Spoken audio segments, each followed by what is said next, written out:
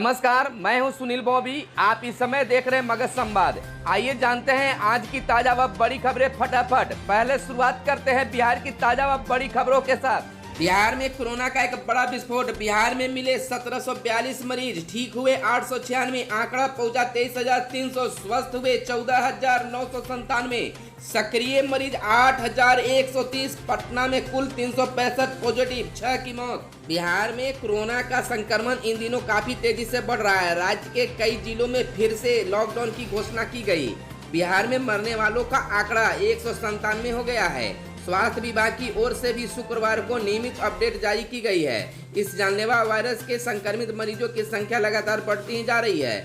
हर दिन सैकड़ों की संख्या में मरीजों का इजाफा हो रहा है। सूबे में शुक्रवार को रिकॉर्ड तोड़ संक्रमित मरीज मिले हैं। राज्य में 24 घंटे के भीतर 1742 नए संक्रमित लोगों की पहचान की गई है।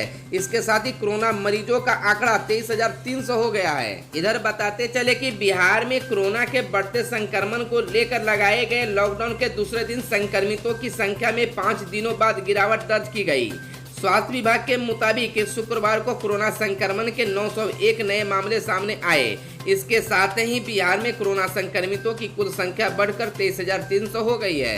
इधर आपके जानकारी को लेकर बताते चले कि इससे पहले 12 जुलाई को 1256, 13 जुलाई को 1116, 14 जुलाई को 1432, 15 जुलाई को 1320 और 16 जुलाई को 1385 मामले सामने आए थे। बिहार में कोरोना संक्रमण के शुक्रवार को सिवान में 122, नालंदा में 105, पटना में 99, पश्चिम चंपारण में 98, भागलपुर में 63, मुंगेर में 58, नवादा में 47, लखीसराय में 40, बेगूसराय में 28, गोपालगंज में 27, गया में 26, मुजफ्फरपुर में 26, समस्तीपुर में 23 और सुपौल में 23 मामले सामने आए हैं। वहीं पूर्वी चंपारण में 13, रोहतास में 12, खगड़िया में 11, शेखपुरा में 11, शिवहर में 7, वैशाली में 7, बक्सर में 6, दरभंगा में 6, मधेपुरा में 6, अरवल में 4, किशनगंज में 4, पूर्णिया में 4, सहरसा में 4, जहानाबाद में 3, औरंगाबाद में 2, भोजपुर में 2, बांका में 1, कैमूर में 1, मधुबनी में 1 और सारण में 1 कोरोना संक्रमित मिले हैं। मिली जानकारी के अनुसार दिल्ली के 4 और हरिद्वार के 1 व्यक्ति में कोरोना संक्रमण मिला है। इन लोगों का सैंपल सिवान से लिया गया था। स्वास्थ्य विभाग ने कहा है कि संक्रमितों के संपर्क में आए लोगों के चेन का पता लगाया जा रहा है। सांसद रामकृपाल यादव कोरोना पॉजिटिव। बिहार में कोरोना का संक्रमण काफी तेजी से बढ़ रहा है। कोरोना से जुड़ी इस वक्त एक बड़ी खबर पटना से सामने आ रही है। बीजेपी प्रदेश अध्यक्ष के बाद अब सांसद भी कोरोना पॉजिटिव हो गए हैं। पूर्व केंद्रीय मंत्री व पाटलिपुत्र सीट से भाजपा सांसद रामकृपाल यादव कोरोना पॉजिटिव पाए गए हैं। बीजेपी सांसद रामकृपाल यादव के साथ साथ उनकी पत्नी किरण देवी भी रिपोर्ट कोरोना पॉजिटिव आई है। संक्रमित होने के बाद दोनों फिलहाल आइसोलेट हो गए हैं। सांसद और उनकी पत्नी फिलहाल होम क्वारंटाइन है। हालांकि अच्छी खबर यह है कि सांसद रामकृपाल के दोनों बेटों की रिपोर्ट निगेटिव आई है।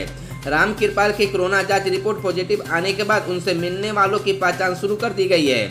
आपको बता दें कि बिहार में भाजपा नेता और कार्यकर्ता कोरोना की चपेट में लगातार आ रहे हैं। प्रदेश अध्यक्ष डॉक्टर संजय जायसवाल और उनकी पत्नी भी कोरोना संक्रमित हो चुकी हैं। बीते दिन पार्टी के प्रदेश कार्यालय से 75 कार्यकर्ता और नेता कोरोना संक्रमित मिले थे, जिसके कारण अन्य कार्यकर्ताओं में चिंता बढ़ गई है। सीएम नीतीश कुमार ने कहा, संक्रमण के लक्षण वालों को मिले कहीं भी जांच की सुविधा। मुख्यमंत्री नीतीश कुमार ने मुख्य सचिव के साथ कोविड-19 से बचाव के लिए किए जा रहे कार्यों की समीक्षा की। मुख्यमंत्री ने मुख्य सचिव को निर्देश दिया है कि वैसे मरीज जिनमें कोरोना संक्रमण के लक्षण हैं, उन्हें किसी भी निर्धारित स्वास्थ्य संस्थान पर अपनी जांच कराने की सुविधा दी जाए। इसके लिए स्वास्थ्य विभाग सभी आवश्यक व्यवस्थाएं सुनिश्चित करें। उन्होंने कहा कि पटना में इस तरह की व्यवस्था अविलंब प्रारंभ हो। इसके संबंध में विज्ञापन एवं अन्य माध्यमों से भी लोगों को यह सूचना दी जाए कि कहां पर हैं और किस प्रकार के जांच की यह व्यवस्था की जा रही है। मुख्यमंत्री नीतीश कुमार ने निर्देश दिया है कि एंटीजन टेस्ट की व्यवस्था का विस्तार सुनिश्चित की जाए ताकि जांच के कार्य एवं रिपोर्ट आने में और काफी तेजी आ सके। उन्होंने कहा है कि होम आइसोलेशन में रहने वाले लोगों की लगातार मॉनिटरिंग की जाए। उन्हें किसी भी प्रकार की चिकित्सा सुविधा की जरूरत होने पर अविलंब सुविधा उपलब्ध कराई जाए। उनका मनोबल भी लगातार बनाए रखने की जरूरत है। मुख्यमंत्री ने अपील की है कि लोग धैर्य रखें, सचेत रहें, सोशल डिस्टेंसिंग का पालन करें, अत्यंत जरूरी होने पर ही घर से बाहर निकले और घर से बाहर निकलते समय मास्क का प्रयोग अवश्य करें। दूध उच्च शिक्षा निदेशालय में कोरोना की दस्तक, 3 दिनों के लिए बंद हुआ निदेशालय। पॉजिटिव पाए गए विधि कोषांग के एक अधिवक्ता। राज्य सरकार के शिक्षा विभाग में कोरोना ने दस्तक दे दी है। विभाग के उच्च शिक्षा निदेशालय के विधि कोषांग में कार्यरत एक अधिवक्ता के पॉजिटिव पाए जाने के बाद निदेशालय को 3 दिनों के लिए बंद कर दिया गया है। आवश्यकता पड़ने पर 3 दिनों बाद अधिकारी कर्मचारी को घर से कार्य करने की अनुमति मिल सकती है।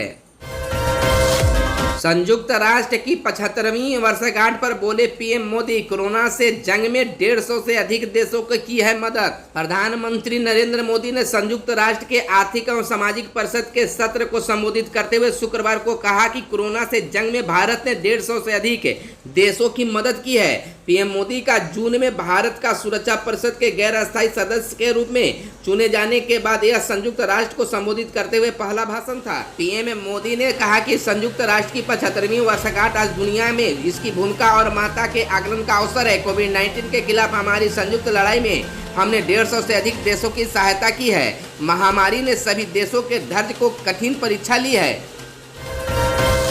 शिक्षकों को जुलाई का वेतन बकरीद के पहले देने की मांग। बकरीद के मद्देनजर शिक्षकों को जुलाई का वेतन अग्रिम देने की मांग शिक्षक अस्मिता बचाओ अभियान समिति ने की है।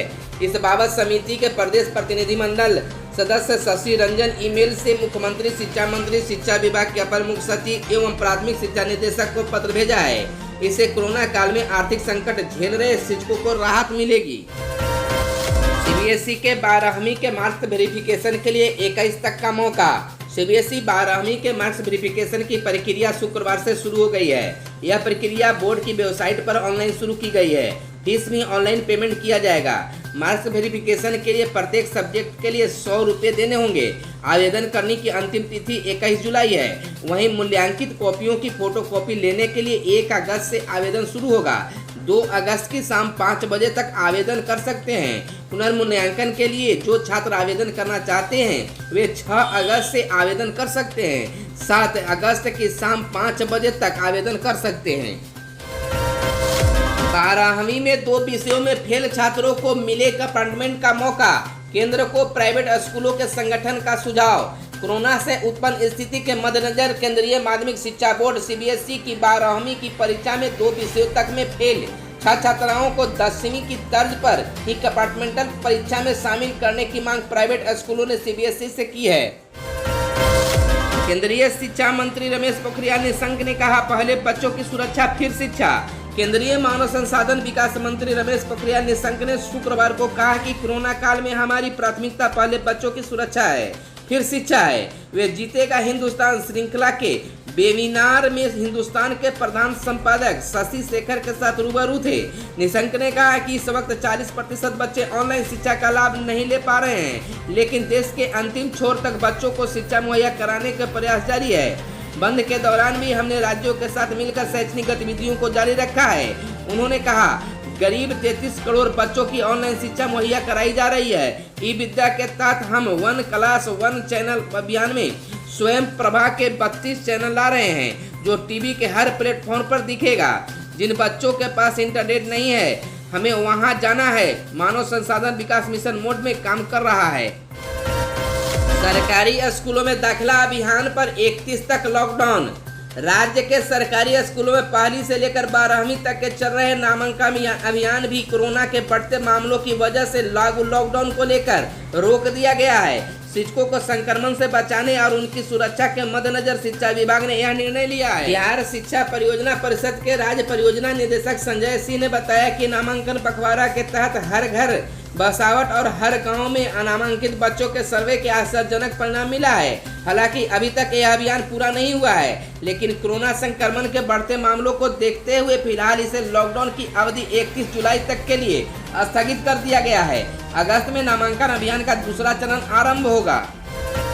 इंटर नामांकन में निबंधन अब 22 तक। बिहार बोर्ड ने इंटर नामांकन के रजिस्ट्रेशन की तिथि बढ़ा दी है। अब 11वीं में नामांकन लेने के इच्छुक छात्र छात्राएं 22 जुलाई तक आवेदन कर सकते हैं। पहले यह तिथि 8 से 17 जुलाई तक ही थी। सीबीएसई और आईसीएसई के रिजल्ट हाल ही में आए हैं। छात्रों को रजिस्ट्रेशन के लिए अधिक समय मिले, इसके लिए बोर्ड ने तिथि बढ़ाई है। ज्ञात हो कि बिहार बोर्ड द्वारा संचालित प्रदेश भर में 3479 इंटर स्तरीय स्कूल और कॉलेज हैं। ऐसे में बिहार बोर्ड के अलावा सीबीएसई और आईसीएसई के छात्रों को भी सहूलियत होगी। बोर्ड ने फॉर्म भरने की सारी जानकारी अपने वेबसाइट पर डाल दी है। बिहार का चुनाव कराने को 27 जुलाई तक मांगे सुझाव। चुनाव आयोग ने सभी पार्टियों को लिखा पत्र।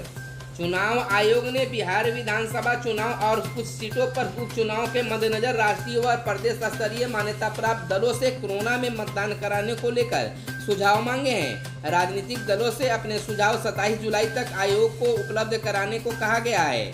आयोग ने दलों से पूछा है कि देश कोरोना महामारी से गुजर रहा है। इसको लेकर आपदा प्रबंधन एक्ट के माध्यम से कई गाइडलाइनें तैयार की गई है। कई गाइडलाइनें राज्य सरकारों ने भी दी है, इसका पालन किया जाना है।